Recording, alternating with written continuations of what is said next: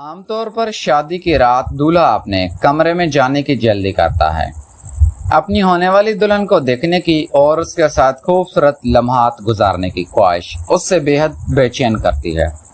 لیکن میرے معاملے میں کچھ الٹا تھا۔ میں پچھلے آدھے گھنٹے سے اپنے ہی کمرے کے دروازے پر کھڑا تھا، لیکن نہ جانے کیوں میرا کمرے کے اندر قدم رکھنے کا بالکل بھی دل نہیں چاہ رہا تھا، اور وجہ کوئی اور نہیں بلکہ میری اپنی بیوی ہی تھی۔ وہ بیوی جس سے شادی کرنے کے لیے میں نے اپنے ماں باپ کو ناراض کیا تھا، جگ ہنسائی کا سامنا کیا تھا اور سب کچھ فراموش کر کے اس سے نکاح کر بیٹھا تھا۔ اب اس کے پاس جانے سے پہلے میں تز و دز کا شکار ہو گیا تھا۔ کتنے ہی لمحے میں نے اسی دروازے پر کھڑے کھڑے گزار دیے تھے۔ اس بڑے سے بنگلے میں میری بیوی اور چند نوکر تھے۔ سارے نوکر سرونٹ کوارٹر میں جا چکے تھے اور اب میں اپنی بیوی کے پاس جانے سے ہچکچا رہا تھا۔ میں 25 سال کا ایک جوان مرد تھا اور جس عورت سے میں نے شادی کی تھی وہ 80 سال کی بوڑھی عورت تھی۔ یہی وجہ تھی کہ میرے قدم دروازے پر رک گئے تھے۔ میں ایک ترانہ نظر سے بنگلے پر ڈالی جو شادی میں میرے نام ہو گیا تھا۔ اگر میں کچھ دن اس عورت کے ساتھ اچھی طرح گزار لیتا تو مجھے اور بھی بہت کچھ مل سکتا تھا۔ یہی سوچ کر میں نے کمرے کا دروازہ کھولا اور اندر داخل ہو گیا۔ اس رات کو لے کر میرے دل میں کئی جذبات نہیں تھی۔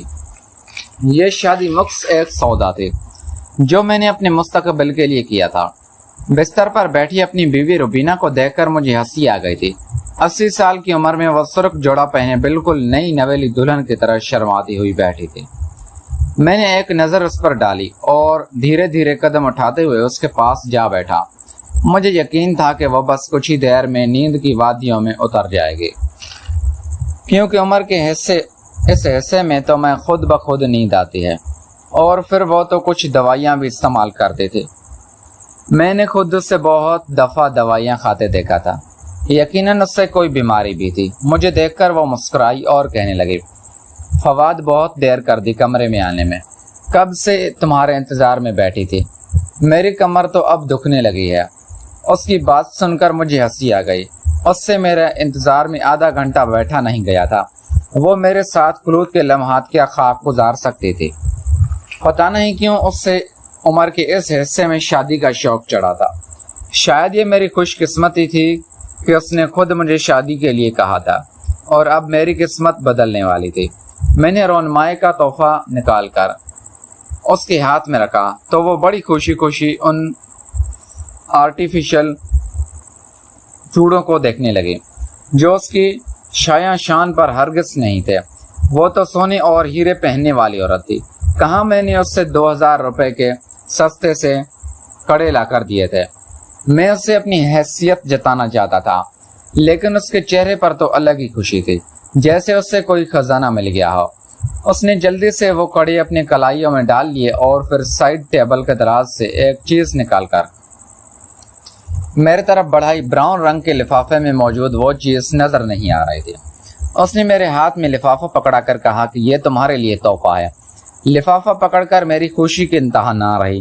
شادی کی رات میری دلہن نے مجھے تحفہ دیا تھا، اور دلہن بھی وہ جو کروڑوں روپے کی مالکن تھے، تو یقیناً تحفہ بھی بہت ہی قیمتی ہونے والا تھا۔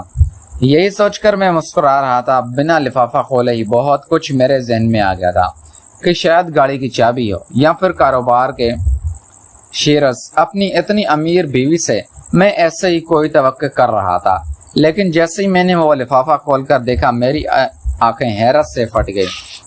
مجھے اپنی آنکھوں پر یقین نہیں آ رہا تھا۔ میں نے جب اپنی بیوی پر نظر ڈالی تو اس کے چہرے کی مسکراہٹ نے مجھے بہت کچھ سمجھا دیا تھا۔ یہ کیسے ہو سکتا تھا؟ میں نے بے یقینی کے عالم میں وہ لفافہ واپس اس کے ہاتھ میں پکڑایا تو وہ کہنے لگی، یہ ہماری شادی کی رات کا تحفہ ہے اور تمہیں قبول کرنا ہوگا۔ میں نے انکار میں سر ہلایا اور اٹھ کر کھڑا ہو گیا۔ وہ میری طرف دیکھ کر ہنستے ہوئے کہنے لگی، اگر میری بات نہیں مانو گے تو بہت نقصان اٹھانا پڑے گا۔ تم جانتے ہو یہ شادی کن شرائط پر ہوئی ہے، اس لیے یہ تحفہ تمہیں قبول کرنا لازمی ہے۔ میری آنکھوں کے آگے دنیا گول گھومنے لگی تھی۔ میں سوچ بھی نہیں سکتا تھا کہ عورت اس قدر چالاک ہو گئی اور میرے ساتھ اتنا بڑا کھیل کھیل جائے گی۔ شادی میں جو شرط اس نے لکھوائی تھی انہیں مانتے وقت مجھے بالکل اندازہ نہیں ہوا تھا کہ وہ یہ سب کرنا چاہتی ہے، اور اب جب مجھے تو بہت دیر ہو چکی تھی، میرے پاس واپس پلٹنے کا کوئی راستہ نہیں تھا۔ میں چاہ کر بھی اپنا دامن نہیں چھڑا سکتا تھا، کیونکہ میں نے خود ان پیپرز پر دستخط کیے تھے جس پر میری بیوی نے عجیب و غریب قسم کے شرائط لکھوائے تھے، اور اب جا کر مجھے ان کی سمجھ آئی تھی۔ میری بیوی نے وہ لفافہ دوبارہ میرے ہاتھ میں پکڑایا اور کہنے لگی، خاموشی سے وہی کرو جو میں چاہتی ہوں، اور میں نے مجبور ہو کر اس کی بات مان لی۔ دراصل وہ چیز میری مردانہ، میرا نام فواد ہے، میرا تعلق لوئر فیملی سے ہے۔ میں صرف 24 سال کا تھا اور شارٹ کٹ کے راستے تلاش کر رہا تھا، کوئی ایسا راستہ جس سے میں راتوں رات امیر ہو جاتا، میرے پاس اتنا پیسہ آ جاتا کہ جس سے مجھے کوئی کام نہ کرنا پڑتا۔ مجھے محنت نہیں کرنی تھی اور بغیر محنت کے ہی راتوں رات کروڑ پتی بننا چاہتا تھا۔ جو بھی میری بات یہ سنتا وہ مجھ پر خوب ہنستا۔ میرے ابا مجھے تانے دینے سے باز نہ آتے تھے، وہ کہتے کہ تو ساری زندگی میری کمائی کھاتا رہنا، مجھے تو بڑھاپے میں بھی اولاد کی طرف سے سکھ دیکھنا نصیب نہیں ہو رہا۔ بیٹے کی پیدائش پر میں نے سوچا تھا کہ بڑا ہو کر میرا سہارا بنے گا، لیکن تجھ سے اچھی تو میری بیٹی ہے جو گھر بیٹھے ہی سلائی کر کے میری مدد کر دیتی ہے۔ اور ابا کی بات سن کر میں غصے سے گھر سے نکل جاتا تھا۔ پیارے دوستو، اگر آپ کو یہ ہماری کہانی پسند آئی ہے تو اس ویڈیو کو لائک کریں، چینل کو لازمی سبسکرائب کریں۔ ملتے ہیں اگلی نیکسٹ ویڈیو میں۔ Thanks for watching.